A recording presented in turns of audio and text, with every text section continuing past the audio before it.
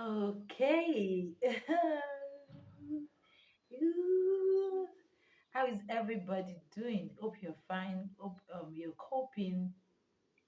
Hope you're enjoying wherever you are, regardless of whatsoever it is that you're going through. I hope you are fine. Okay, my face looks a little bit somehow, but you just gotta take me as I am, please. Don't mind me, please. Just take me as I am, because there's been a lot of things I've been up to lately. So um, we've been talking about so many things in the month of May, and we've been able to explore a lot of things. Before I forget, my name is Rema. I'm your psychotherapist, and what do we do here? We give psychological solutions to psychological issues in the society. So we'll be talking about relationships, and it's been fun, so much fun. Don't mind me. I play too much, as in too much. So we've said so many things. If you've not watched my previous video, I advise you guys to just go back to my previous video and watch it. There's been a lot said. So this week I am going to be laying emphasis on relationship and emotions. It's actually a deep one. There's just so many things to really talk about as regards it. But I'll try as much as possible to give headlines to psychological fact of how emotions affect relationship, of how emotions affect relationship. I'm going to be talking about negatively and positively. So I will just I'll just advise you to sell. I'll be saying so in this video. Hmm. It's okay. Number one psychological fact is that emotion is like you being on a high drug. Okay, for people who are always going into drugs and things like that, or people that likes to be high majorly, when you take all these things, the first thing is you lose your sense of consciousness and you become unconscious. And when you are unconscious, you tend to do a lot of things that you do unconscious. So majorly at times, when people are unconscious while they are high, they tend to do a lot of things that they will literally not do as a normal person. Now, being very emotional in a relationship is something that is normal. It's normal for you to have feelings for someone. So don't start making a big deal out of the fact that you have feelings for someone. I mean, those that, oh my god, it is normal, like normal, yeah. But the truth about it is that that is the feeling a lot of people have when they are having feelings for someone. Exactly the feeling of being high, like you feel you are so high on a drug, and you would literally do a lot of things that you wouldn't do on a normal you. So because you are high and you are having feelings for a particular person, so let's assume you having feelings for a particular somebody is you being drugged right now. So imagine those crazy things that will literally be in your head to do.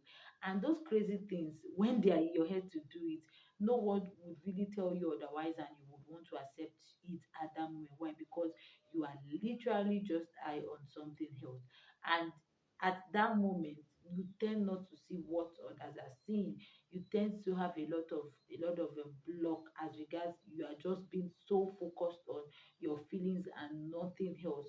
So you just need to be so conscious of allowing your consciousness to overcome your unconsciousness in the state of you feeling high emotionally.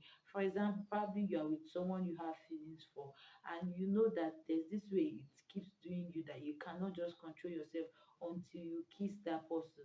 My dear, I think it's time you start rescheduling your dates, not to be in a private place. First, let me even establish this fact here. It is not polite, it is not making sense, it doesn't work with whether you are a Christian or not. The truth is, you don't go into kissing, romance and sex when you are in a relationship. You only do that when you are married.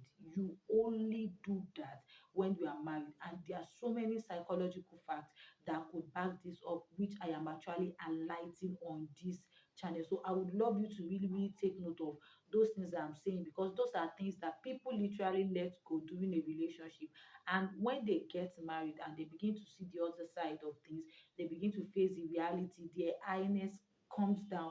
They begin to say, why didn't I know this before? It's not because you didn't know, it is because what you intentionally paid attention to is your feeling high, your unconsciousness, not things that you literally need to be conscious about, you need to be sensible about. So having established the number one fact that when you are having feelings for someone is like you are high, and you just need to be so conscious that you don't get overly high, so you will take note of things you should take note of in that person's attitude.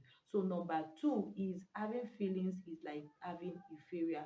There's what we call euphoria in psychology. Euphoria is you having a feeling of or sense of perfection, that your partner is perfect. Why? Because they tend to meet your emotional needs at that particular time. So naturally, when you are into a relationship, probably the first 2 years of your relationship, there's this way you tend to feel like, oh, my partner is just so perfect. Everything about him is just so perfect. Everything about her is just so perfect. Why? Because you are feeding your passion, you are feeding your passion more. So you are getting so used to the place of that passion that you are not seeing every other thing else.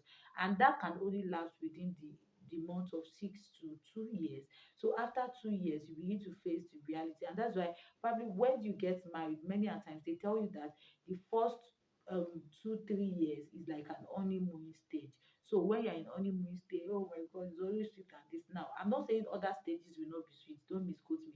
I'm only saying that those stages are always the most romantic stage of a relationship. So every other stages of your marriage, if you really want to keep it romantic or something, it has to comes with commitment and being intentional about it. Not because you can't keep being romantic, but it comes with being intentional and commitment. So that's just by the way. So euphoria will make you have a picture perfect of the person you are dating, that you won't even be able to look at other things, and you just get so focused on the fact that the person is perfect because he's calling you and he's testing you and other things. So you won't look at other backgrounds, you won't look at other imperfections that the person have, you won't look at other things that you need to take note. Probably the person is not financially stable and the person needs to be financially stable, or probably the person is not putting some things together concerning his or her life, and they need to put those things concerning their lives together. So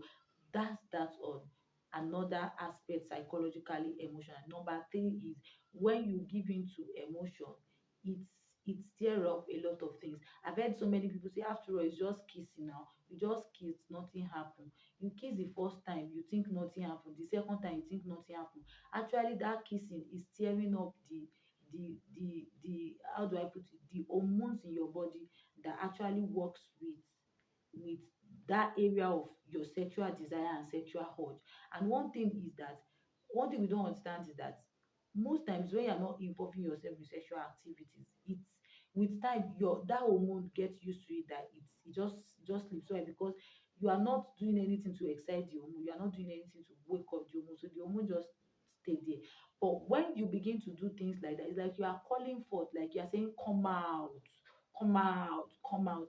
And what you cannot tame, what you cannot keep, you don't call it out. That's why they said these things are only meant for marriage. When you're in marriage and you call something like this out, we know that you are in marriage. So anytime, any moment you are in marriage, you are free to do whatever it is. But when you are beginning to call them forth and say, it's just this thing now, it's just a little romance now, because social media is full of so many things now, and people encourage a lot of things, and people think it's only you being a Christian that makes you want to stay pure. No, it's not because you are a Christian, it's because you understand. That's why it's not advisable that you do a long period of courtship. I've seen people that do 6 months of courtship, and do people that do 7 months of courtship. The most important thing is keep that moment of your courtship, keep it sacred, keep it pure, keep it grounded, keep it a time where you know each other and you're not just blinded by emotions. That's why I specifically devote a video to talking about the psychology of emotions and relationship. So just keep it real, that you are knowing yourself, you are grinding things, and you are getting to know. So what I'm saying in the essence is is that don't wake up what you ought not to wake up in the relationship, because if you wake it up, you'll not be able to tame it, you'll not be able to put it back to where it's supposed to be. So the most important thing is have an agreement. If you are dating someone with no marriage in view, please break that relationship, because if you are not having a marriage in view and you don't know when certainly you're going to settle down with that one, you will still continue to fall into things like that. You will continue to fall. So the best thing is date someone, have a target date in view, and know what both of you are doing. Discover the things you need to discover, and do put your priorities right in the relationship. If you see that it is being in a secret place that will actually affect a lot of things, I would advise you that probably you start seeing your spouse somewhere open and things like that, and you start learning discipline. You start learning discipline. And number four thing about how emotions affect relationship again is that you have to understand that emotion should not be the drive of your relationship. Many a times when people are very emotional about a relationship and things like that, there's tendency that that relationship will be ruled by emotions such as anger, this thing, and it will be so extreme. It will be like the two spouses cannot really control their emotional habits, they cannot control their emotional way of seeing things, and it shows that they have low emotional intelligence now. Yes, it shows. And when they have low emotional intelligence, it's actually speaking your marriage, because your inability to manage your emotions is what will tell when you begin, a lot of things begin to come up in your marriage, probably like your fiancé or you step on your toes, or probably like something happen. Now I'm not saying something your fiancé cannot buy something and you're like, oh my god, I'm appreciating. No, there are good emotions that you need to really really express in a relationship or marriage, but there are emotions that if you don't start learning how to tame them, how to discipline them, they will eventually run to your marriage. Example is making unnecessary assumption because of how you feel towards your spouse. Example is insecurities. You know, emotions like that. If you don't know how to tame it, for example, now a man who does not trust a lady in the relationship should not marry her, because when you eventually marry her, you will carry that emotion into the marriage, and you begin to have a sense of insecurities around her.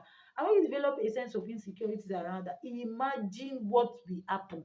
You tend to just be, how do I put, be suspicious of everything. You be suspicious of that, and that will actually lead to a lot of issues. There are so many marriages that is breaking because men are suspicious, because they don't trust. So a woman you don't trust now, don't even try to do. You just need to work on yourself. You need to work on your insecurities. You need to work on your emotions. And there are so many things that can be talked around the emotions. Just check your area of excessiveness in your emotions. Maybe it's anger, maybe it's insecurities, probably it's just fear, probably it's just you dealing with a trauma that you went through while you were growing up, and you still have that feeling of that trauma. Those are things that you really really need to check out before you start preparing for marriage and so many things.